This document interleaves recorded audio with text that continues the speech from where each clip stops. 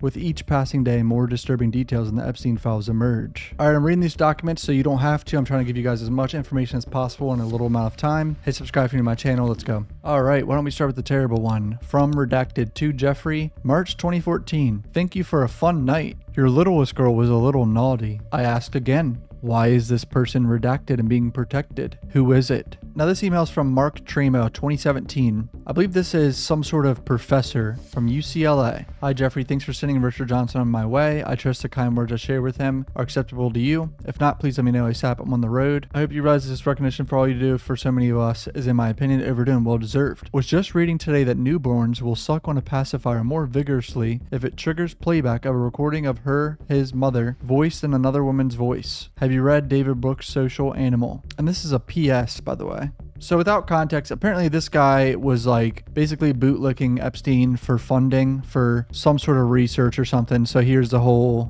Institute for Music and Brain Science. It's a whole bunch of nerdy shit about this study, but who knows if this guy's actually involved. But it's definitely not a good look to even be communicating with him and bringing up newborns sucking on something vigorously. Another strange and concerning email from this guy, Deepak Chopra.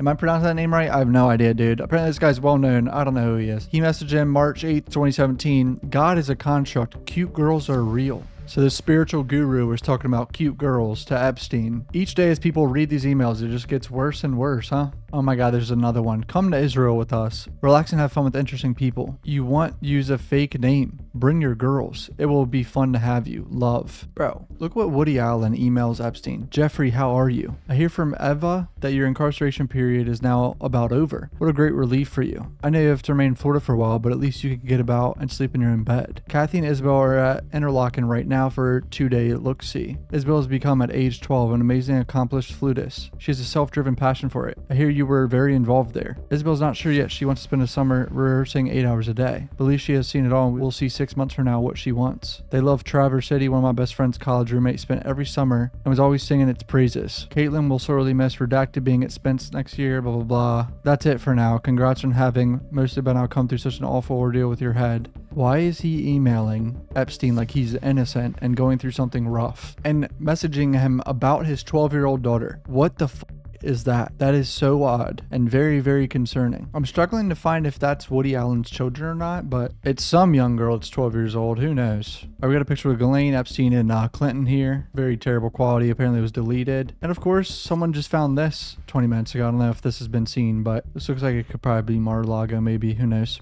Oh my God. Hi, Rich. Sarah K to Rich Barnett, whoever these people are, who knows? Jeffrey's asked if you can FedEx a painting he made of the Massacre of the Innocents to the ranch. It's the large 9x9 canvas that we had rolled out for him to see in the entryway where they are killing babies. He wants to use it on the ranch and is hoping you could FedEx it to arrive by Wednesday. Thanks, Sarah. So at first glance, it looks like there's an entryway in the house that they're killing babies at, but it's actually just, she's describing the painting. And of course, Epstein was interested in this type of artwork and shit, bro. No surprise there. A bunch of redacted. Epstein. Meet him. He's interesting. Very much like Joe Roberts. Boring, rich hick. Remember, he is the one who was blackmailed by the girl and PB. Palm Beach, I'm guessing, from Donald Trump's party. The year isn't very accurate, so I don't know what year it was. From Epstein to whoever this is at the top, 2010, Marty has been at my ranch. He is great. Apparently this Marty is another professor from the University of Pennsylvania. If you're new to the channel, please hit subscribe. I appreciate the support. Back to the video, boys. Look at this post. Trafficker Julia Santos. I've come across this woman who appears to be someone who found and trafficked models to Epstein, generally from Eastern Europe or Russia. Girls she trafficked, and she lists them in each document. Anya, Liza, Blue Eyes, Katerina, Dasha, Unknown, Anya, Sasha. Someone found more. The German. Too old. I mean, the list just goes on. But remember, the government says there's no other third parties that could be charged with anything. All right, I got to show you guys this website. It's called jmail.world. And the user interface is now basically I'm logged in as Epstein's email. And I have all the people that have contacted me over the years listed on the left. And I can go through the emails and see what all these people have been messaging each other. So whoever made this incredible website, but this is the first insane email here. From 2006, he's messaging some sort of lawyer named Mitch Weber. So August 23rd, 2006, Epstein says, let's also look at sex tourism laws, going someplace, with specific intent of having underage sex. This lawyer responds to him. Mr. Epstein, I'm sorry I was a little confused about what you were asking on the phone. I see what you were asking now. The question is, what would happen if one were to transport a minor for sex or transport oneself with the intent to have sex with a minor into a state in which the age of consent is below 18, assuming the minor is above the age of consent in the given state? The answer is there's no violation of law. The plain language of the federal sex trafficking statute specifies that a person has not violated that federal law unless he has committed another chargeable offense, presumably under state law. And he quotes the law here. As I wrote in my August 11th memo, in Epstein's case, 1, he never transported any girl across state lines. 2, he never traveled with the intent of soliciting prostitution from underage girls. Sincerely, Mitch. A lot of people would say this is unethical or it's just a lawyer helping their client. So that was August 2006, around the time everything that happened in Florida when he got charged. By November 2004, the feds were already tipped that shit was going on at his house. And there was a 13-month investigation into Epstein at that point in time. A former employee told the police that Epstein would receive massages 3 times a day. Eventually, the FBI compiled reports on 34 confirmed minors eligible for restitution, increased to 40 in the non-prosecution agreement. And then by May 2006, 3 months before this email, Palm Beach police filed a probable cause affidavit saying that Epstein should be charged with 4 counts of unlawful sex with minors and 1 count of sexual abuse. And then he was arrested in July in 2006. So what it seems like to me is he's panicking about being charged federally now because he just got picked up for state charges 2 months prior to this email. Holy shit. Please listen to this email. This is from December 2018. Jeffrey says, a friend of a friend Skyped me because they wanted some advice. She said she was working on a sex trafficking movie. She said she met this really beautiful girl that used to be a sex slave for a guy with a private island. She met this pilot/girl at Burning Man. I asked her if she had ever met Epstein. She said no, she hadn't. And I said, yes, you have. She almost fainted. So it's a little confusing, right? And the person is redacted replying saying, I'm confused. Never talked to her about anything to do with you. But she knows. Jeffrey says no. She was telling me that she is doing a movie on a sex trafficking and met a sex slave. She had no idea that the Jeffrey she was talking to, me, was the Jeffrey she was talking about.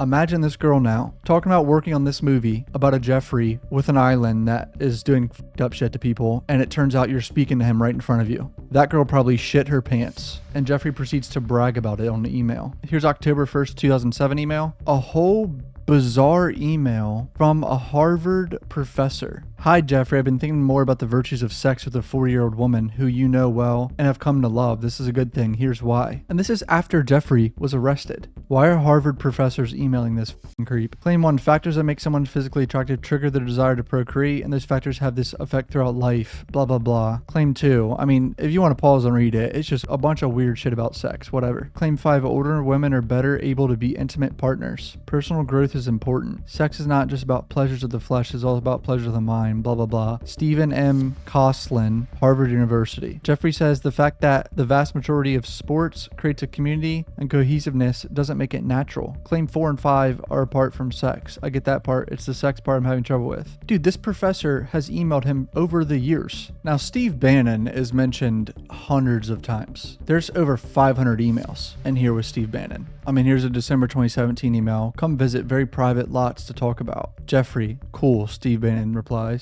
Do you stay in Palm Beach? No, head back to DC. All right, more Steve Bannon here, linking a YouTube video to Epstein. Epstein says, wow, great. Really well done, much better than Morris. You click the link, it still works. It's some trailer for a documentary about Steve Bannon.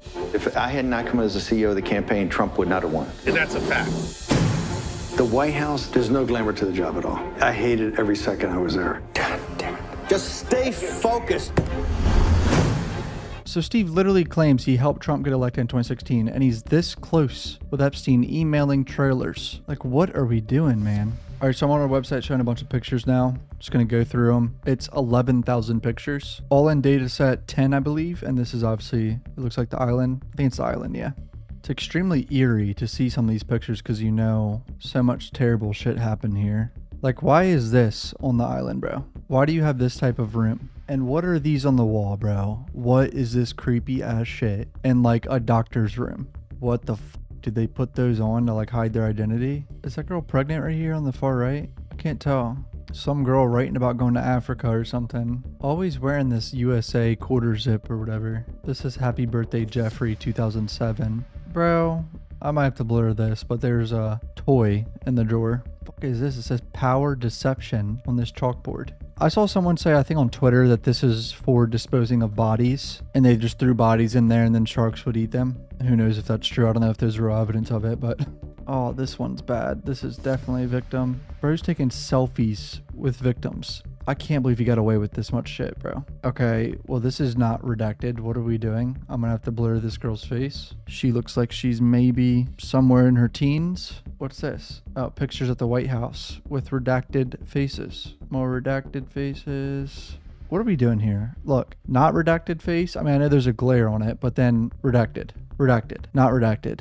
Okay, I'm gonna have to redact this. I'm just trying to show you guys that they like weren't good at redacting shit when this is literally about protecting victims. That's the whole reason they did all of this. Some people are saying that they did this shit on purpose, by the way. They didn't redact some people to, you know, punish them in a way. All right, this is from 2005. Bunch of kids with s'mores and shit. All right, so they took these two pictures together. I'm gonna have to blur the girl's face sitting on his lap. What are we doing? Why is this not redacted? Literally, you can see half the girl's face sitting on his lap. And then I'm guessing that's a picture of the girl at the bottom. Now here's the infamous picture of Bill Clinton painted on one of Epstein's walls in New York, I believe. Literally Bill Clinton in a dress. Like, what are we doing, bro? What is this reality? Is there no up-close picture of what is said next to it? Now, Bill Gates talking about how he enjoyed breakfast a lot on December 11th, 2014. Now, they are talking about business shit here and like philanthropy, but I don't know why Bill Gates thought it was a good idea to even be talking to him. I wonder why. What is this? Epstein says, I guess I won't be able to run for office for a while. The Forbes 400 list is now over $3 trillion in wealth that will be transferred. Obama will try to avoid that step up. It won't pass the time, but more of an impetus for sure, though hardly needed. Run for office? Hold on. In 2015, Epstein thought he was going to be able to run for president?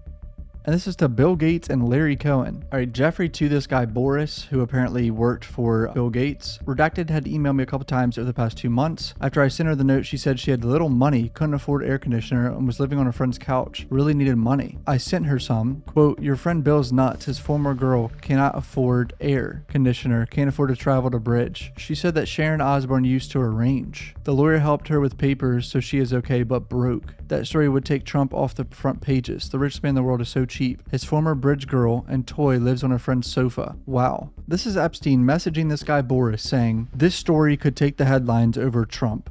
Now someone answer this question, why is Epstein even thinking about this? Why is he trying to help Trump and the media coverage? Here's a 72-page deposition of one of the security guards at the jail that Epstein died at. Inspector General interview with MCC Captain, June 15, 2021. Camera system down. Cameras in the shoe where Epstein was housed were non-functional. We all know that. The cameras were down, remember? Captain admits he left early Thursday and wasn't present when camera issues were discussed. He states he doesn't know to this date if cameras on Epstein's range were actually down. Guards were sleeping. Captain personally reviewed camera footage and confirmed seeing both guards asleep. I heard that, and what camera footage I saw, I could physically observe them sleeping. What are the odds of this, bro? This guy dies, cameras are down, and guards are sleeping. Mandatory 30-minute checks not done too. Oh, would you look at that? Required rounds every 30 minutes were falsified. Falsified. Guards were supposed to log what inmates were doing in their cells. Multiple references to counts at 4 and 10 p.m. not being conducted. When asked if count wasn't actually conducted, and they asked about falsifying that, Captain confirms this would be the whole unit. Cellmate removal. Epstein was supposed to have a cellmate, but didn't. If proper counts had been done at 4 p.m. and 10 p.m., they would have discovered Epstein was alone. This should have been reported up the chain immediately. What's out of the ordinary? Captain admits he was monitoring camera footage only after the incident and was appalled at the shoe staff were doing during off hours. Multiple system failures. The interview reveals significant supervisory failures. Captain wasn't present for key meetings, wasn't monitoring his staff properly. That's pretty much it for this video. If you're new to the channel, hit subscribe. Love you boys. Peace out.